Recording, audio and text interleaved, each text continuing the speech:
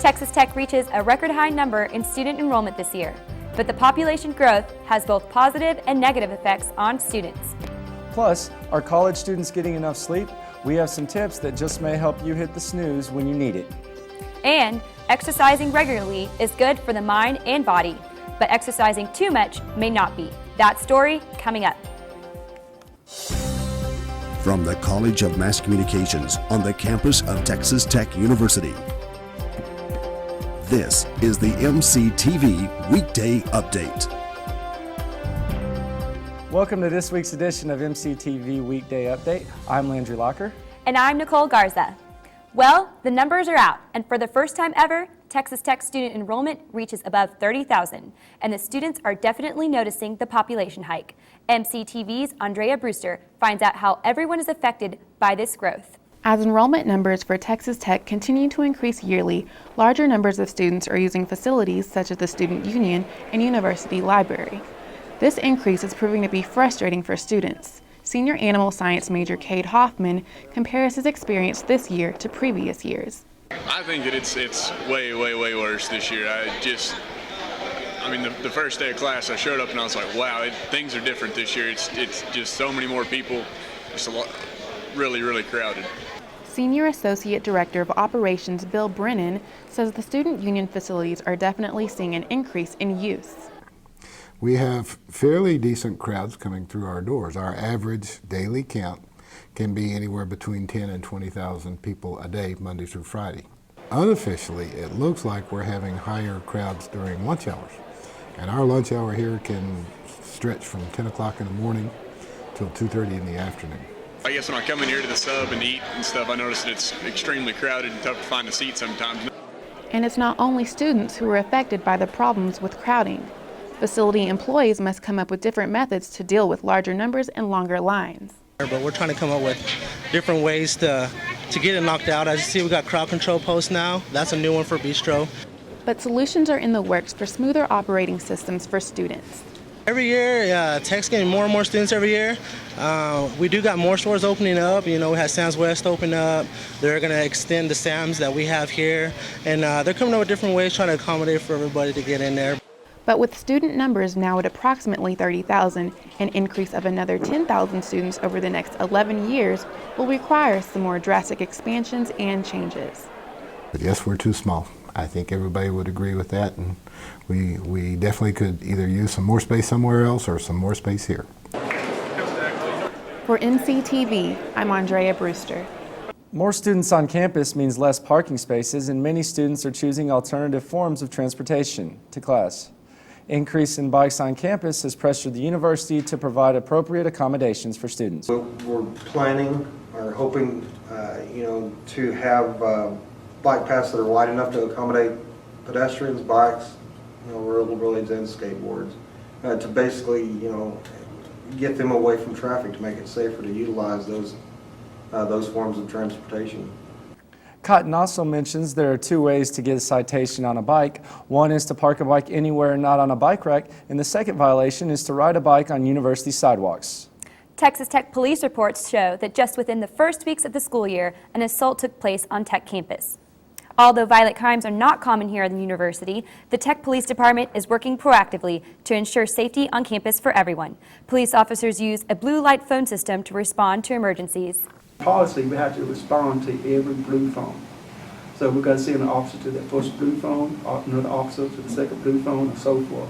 By that time, the whole area is saturated with police officers. The university also offers self-defense courses where students can learn personal safety tips and defense moves. With busy schedules, some college students may not get enough sleep every night, but Texas Tech psychologists are offering solutions and tips on how to cut more Z's. Kaylee Acock has the story. The Student Wellness Center at Texas Tech is offering classes to improve the lives of students. Sleep classes, conducted by staff from the Student Counseling Center, will be offered over the course of the fall 2009 semester. Staff psychologist Dr. Brian Duncan says the sleep classes are part of educational workshops designed to reach out to the public. Mostly they're designed to educate students, but we're hoping really to prevent possible future mental health problems. Sleep is an important thing for all persons, and can lead to lots of different kind of problems, from academically, socially, to just physical health. The center offers 4 classes about different areas of sleep improvement. Each class is presented twice over the semester and is free of charge. The courses will teach students and faculty how to better understand sleep, beginning with Duncan's course, Introduction to Healthy Sleep Habits. Duncan says one of the main negative habits formed by college students is the common misuse of their bed. Students often use their bed for other purposes besides sleeping, especially those who live in residence halls and have little space.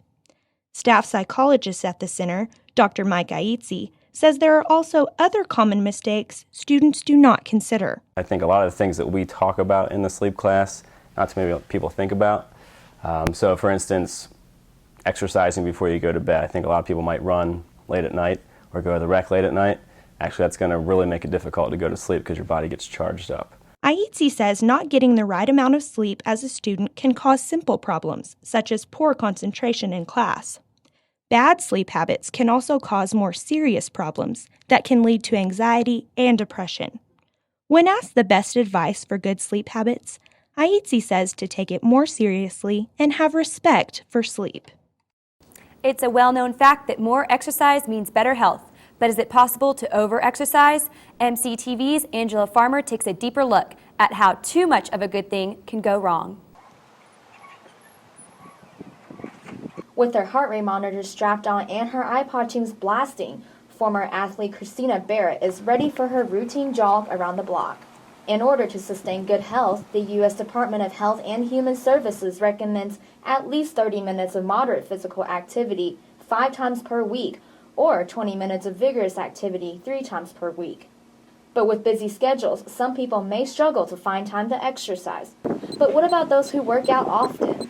I work out 3 times a week for 2 hours each workout, total of 6 hours a week. Barrett played both high school and club volleyball, and due to extreme physical workouts, she says she suffered multiple injuries and symptoms of overtraining. When you push your body to a certain limit where it just can't take it, I've been to the point where you just can't handle it and you're throwing up after workouts or during workouts. So what is exercise burnout? Professional runner and Texas Tech fitness instructor Zach Glavish says overtraining is not uncommon and can easily become a dangerous habit. One of the most common things to see to know that you're overtraining is a lack of sleep, a lack of appetite, and then just a lack of performance in general. I think that a lot of people, when they overtrain, they try to fit too much into a certain period of time. Cross-country runner Ashley Tucker says vigorous daily physical activity can have an extra side effect on female athletes. It's really common in female athletes where your menstrual cycle, it will stop actually.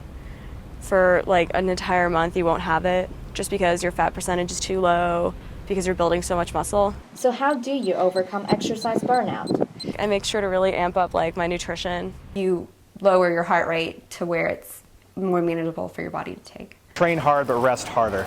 I think that that's one of the things everyone overlooks is the ability to work hard but also to listen to your body and to take time off when you need it.